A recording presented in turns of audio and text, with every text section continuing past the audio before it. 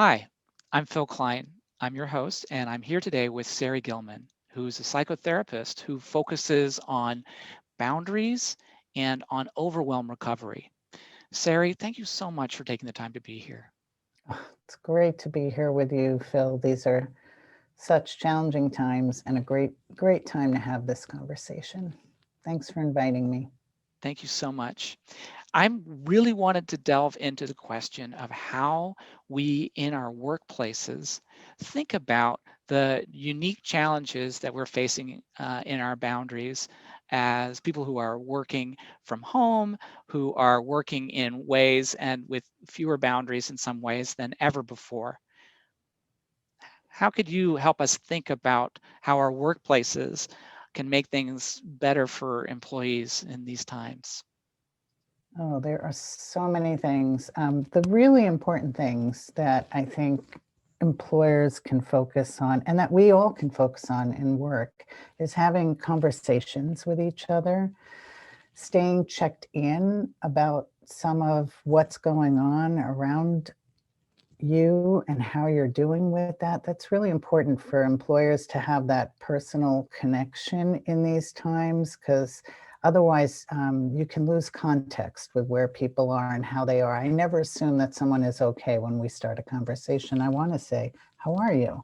I want to know, bring me up to date. A lot can change in 48 hours, right? In somebody's life right now.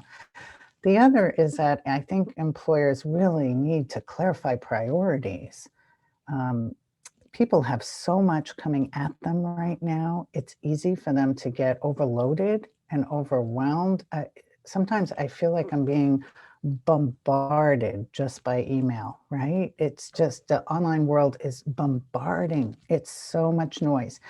And I think it helps if employers really focus on being clear in communications right now. Clarity is so important, as well as clarifying what are the priorities, having conversations about those priorities with employees so that everyone can be on the same page, because otherwise you're just going to feel overloaded and like you have too much on your plate.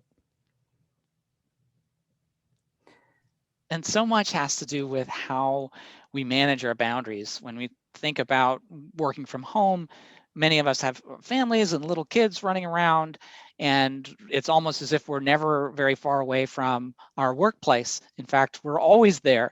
How do people manage the boundaries effectively, and what can our workplaces do to help support that? Oh my gosh, I'd like to take out a giant billboard that says, please talk about boundaries. Everyone talk about it, whether you feel like you have the right to talk about it or you don't. Please talk about these boundaries, because I'm getting like notes from people, because this is what I talk about with people. And they're saying things like, my employer is contacting me at 10 o'clock at night these days. Like, I don't even work at 10 o'clock at night, because those lines are so unclear for everybody that you have to talk about it, and you have to say, these are the hours in which I'm working. These are our agreed upon hours, right? We're all on the same page. That's when it's okay to contact me. And outside of that, it's not okay, because we all have so much more to attend to. There are people in our lives, there's little beings and families, and there's friends, and there's elders that we are connecting to and taking care of, and our communities. And we can't balance all of this. We need everybody to talk about boundaries so that everyone has permission to have time away from their work. And when we talk about that, you're giving people permission. The other thing that employers can do, and I'm encouraging people to be very creative about this, is to think of ways to support people to do their self-care. Be creative about this. I came up with this thing where I do this 1 minute mental health tip for the week. It literally takes 1 minute, Phil, and that's it. And then it's like for discussion. Go ahead and talk about the 1 minute mental health tip. Or I'm working with different employers on setting up self-care programs where people have access to that for like the whole month. And then we do like a little fireside chat for an hour together about how was that? What did you learn? What are you doing differently? How is that helping? So that you inspire each other. There are so many ways that employers can do things that help people support their self-care right now. And those little reminders are going to go a very long way. Maybe you felt like it wasn't part of the work before, but it is now. And think about how you approach things like change. Um, Try to roll things out one step at a time rather than just ripping off the Band-Aid and all at once, because I think people are getting a little nauseous from all the change that they're having to go through. So every time we have to make a change, let's be a little more thoughtful about how we do that and do it in steps, kind of break it down, let people have a week to know it's coming, give people a few days to make an adjustment rather than expecting them to just be integrated with it. I was working with a group who they had to obviously all go online for their work, right, at the start of the pandemic. And they were given 48 hours to make the transition. Well, some of them felt really sick from that and didn't feel ready or capable of making the change that quickly. We have to work in human time. We're using an online machine that looks like it goes really fast and everything happens really quickly, but it's human beings behind that, right? We're a human doing this work, and we need to go at human speed, which is let's all slow down just a little bit and keep everyone on board with us.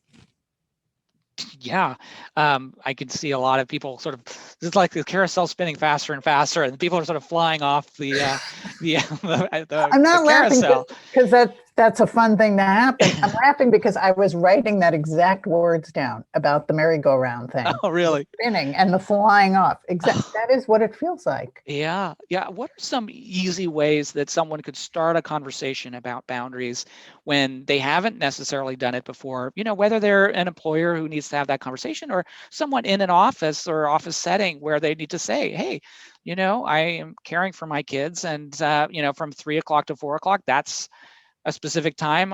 You know, and it could certainly be a longer time frame than that. And you know, when you think about kids being around all day, how can they start that conversation? It can be awkward, and people aren't used to, no, not to overuse the term, but to break that boundary, right, between work and home life. It's uncomfortable. What can help people get over the hurdle of doing that and starting it? Oh, I'm so glad you asked that question.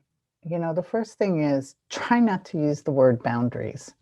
It sounds a little awkward when you're talking to your employer or your coworkers and you're saying, these are my boundaries. It can sound a little rigid and a little off-putting. So move that word to the side. I use it all the time, but you know, when you're using it, what I want you to think about is checking in about what will work for other people and what will work for you.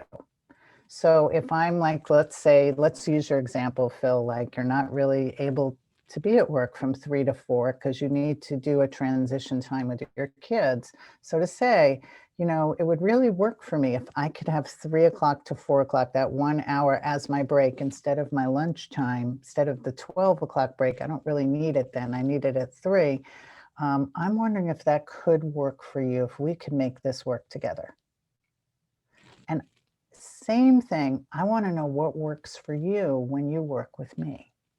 So always make that boundary conversation inclusive, where you're curious about what does the other person need from you, what will work for them, and what is it that you need, and can this work for everybody? Can it work for all? And use those kinds of words, because when we start out with, you know, I've got boundaries about this, people are just put off, and so it takes a while to work with the word and comfort with it, where you're being very inclusive when you're using it. And I like to be inclusive when I'm working with boundaries. Mm. You know, it's almost as if our workplaces are getting used to knowing more of us, but we're getting to know more about our workplaces too. And you know, kind of seeing that it is a give and take, and that this is a kind of a new phase in our relationship with work. And when people think about remote work being a longer term trend, I'm curious if you see ways in which we can kind of practice healthy remote work, if it becomes a norm, or for those of us who end up doing it, as a fundamental way of working. How do you see that playing forward in a healthy way? I think the key word here is being realistic. And that's a really important word in terms of leadership skills is leaders have to be realistic. And we have to look at the context that we're in right now. It's one thing to be like somebody who works from home and you live alone and you don't have all these other responsibilities. It's another thing to be working from home and you have a 3-year-old and a baby on, there, and your 7-year-old no longer goes to school and they're there too all day. They don't go on autopilot. So it's kind of about being very realistic about how are we getting the work done at home. And since there's been so much change so rapidly, people are very overwhelmed. And some people are more overwhelmed the more responsibilities they have. And our focus gets split, right? So when we're working from home, there's a lot of other things happening at home that, uh, might be distracting that we don't have necessarily going on in an office somewhere. And so people need to work on minimizing their distractions so that they're focusing on just one thing at a time. But when they can't do that, we're going to see mistakes. People are making a lot of mistakes in these times. And what really helps is for people to be kind when they see mistakes. That kindness is going to go a long way. I do a lot of overwhelm work with organizations. And the first thing I tell everyone is be kind, especially when you see errors, because everybody is making mistakes. And I see it all over the place because of the people that I work with. And I am seeing so many errors everywhere. Have you noticed that, Phil, that there's just a lot of mistakes being made in when you connect with people? It is a hard time to maintain focus and attentiveness. And yeah, balls get dropped. I keep thinking, oh, those people who have those wonderful magical cats that seem to show up in the background at just the right time, or the dog that is just the perfect kind of camera attention, taskmaster. Those are better situations. But it's true, you can't just sort of storm out of your home in the same way that it feels like you can when it's like, oh, I know this is only till 5 o'clock and now I'll be able to leave. So those things really are different. And I think it is probably causing, more inadvertent errors. And so to have that And people are a kindness. lot more stressed. Yeah, As much yeah, as it's that's nice true. to also work from home, I'm seeing that people are very stressed, feeling pulled in so many directions at once, and always having the worry behind them of like, and could somebody get sick? Could I get sick? Could somebody in the family get sick? So there's all this extra worry on people and extra stress, and people are starting to get symptoms from that, which is also really normal from stress. I mean, our body gives us signals. So people are getting headaches, they're getting stomach aches, their immune systems are going down. These are very normal. And so we really want to pay attention to that sense of stress and work on, okay, what do you do to rest? I don't want to make it complicated. What do you need when you're feeling that stressed? You need rest. Doesn't mean you have to go to sleep, but it means that you have to stop problem solving. Because people are going from their job where they're problem solving, and then they're going, to their kids where they're problem solving. This online school stuff has not gone smoothly for a lot of families. It's been pretty confusing. And so there's just one problem after another to do problem solving, and you need a rest from that. So it's Mm, okay to give yourself a little boundary around that and say, I'm taking an hour time out. I'm not going to solve any problems in that hour. mm. Yeah, having that time is so critical. I do have one problem I want to try and solve, which is people have a challenge in kind of growing their networks. I mean, it's a perennial problem no matter where you are. What can people do now to think about whether it's, job networking, or just having, getting to know people in the company that they may not have gotten to meet directly? How do we substitute for that, whether it's the water cooler kind of effect of connecting with people, or the need to kind of reach out and grow your network and kind of grow your sense of social support and your social cohesion a little more widely than your immediate circle? Yes, think of it as kind of growing your community, but having some of your community be online. And I don't mean that as your community online where it's just people that, like, you say hi to in your, in Facebook or Instagram. I mean, being present with people online so that you can have a sense of community. And we have to really focus on this because a lot of people have changed jobs lately and they don't have an existing network maybe at this new job, correct?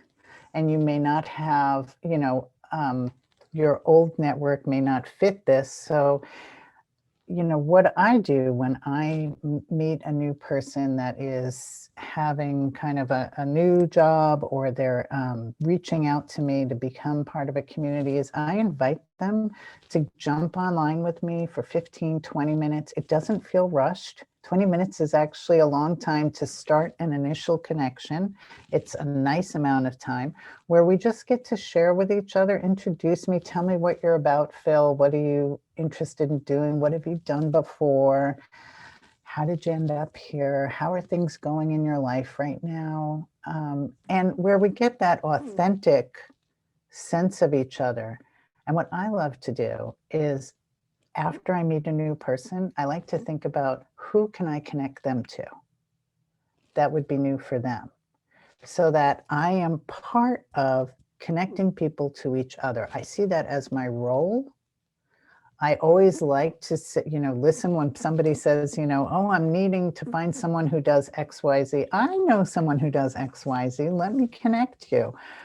So I look at it as, don't end your first contact with somebody new without asking yourself, who can I connect this person to next? So that we're all kind of taking a little responsibility to keep growing, because that social fabric can get real thin in these times if we're not actively cultivating it.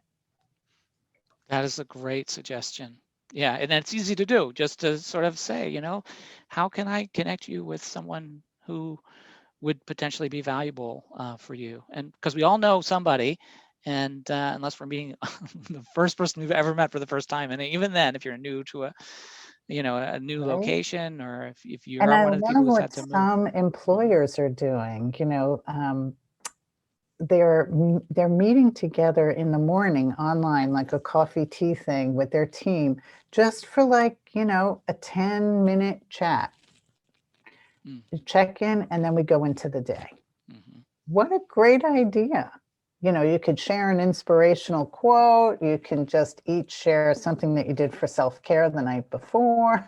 You can talk about, like, something that you saw on Netflix that you liked, whatever. I mean, it's so important to bring people together in some way, informal, that but you also have to do it continuously. So, when I'm talking to employers about helping people with self-care, it's really important to build something in right now that has a little bit of structure to it that people can count on. So if you're going to do that morning coffee, like if it's once a week on Friday, do it every Friday. Or if you do it every morning, do it every morning at the same time. People need a little bit of these routines and rituals that we no longer have in this sort of work from home world. It's like these rituals and routines are just gone. So we need to bring them back, and that's Mm. pretty easy to do that. Yeah, it seems like it's just a matter of scheduling a routine that we've come to take for granted that is, part of our regular way of connecting as people. I'm curious if there is anything that's inspiring you or that's giving you additional energy right now that you think is something that might be accessible to others as well. Mm, I am so inspired by some of the things that I am seeing people do right now. I'm really inspired by our healthcare workers. They have been sustaining and continuing onward in this really long battle. And I'm very inspired by how they're encouraging each other and how they're supporting each other. I'm also really inspired by Black Lives Matter. I'm so impressed with how this organization is welcoming people into the organization with them, and the kind of work that they're doing and the way they're doing it even through the pandemic. Unbelievable to me. Um, and I have to tell you, and these things still make me cry, and I'm not sure why, but I have a very emotional response to it. I live and work in a really small community, and sometimes somebody will leave at my door like a little thank you note or a small bouquet of flowers. Somebody left me homemade soup. They're just saying thank you for working during the pandemic with the community. And that has meant so much to me. It's just so touching the way people are saying thank you. Um, so I think appreciation must matter a lot right now.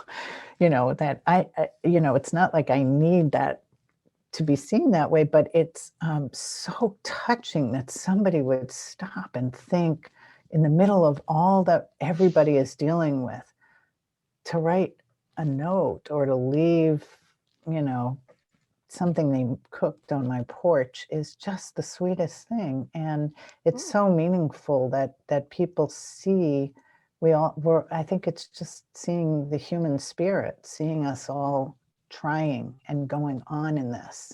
And everybody has been making, and dealing with so much. It's just nice to acknowledge each other. Wow. That's quite a gift you're offering. And thank you so much, Sarri. I'm wondering if there's anything that you'd like to leave us with. I want us to all remember that good things are happening. There's hard things happening, but really good things are happening too. And they're going to keep happening. And that we're all going to be part of making things better. And to just really listen to your values. You have everything you need to get through this. And you have values. And stay really true to those right now. Those are going to help you to make really difficult decisions sometimes. Stay flexible, give yourself what you need, let go of what doesn't matter anymore. Sarri Gilman, you are an inspiration. Thank you so much for helping our heads be down, but our hearts be up. We need more of what you have to give. Thank you so much for all you're doing and giving. Thank you, Phil. It's so great to be able to connect with you right now. Thanks. Me as well.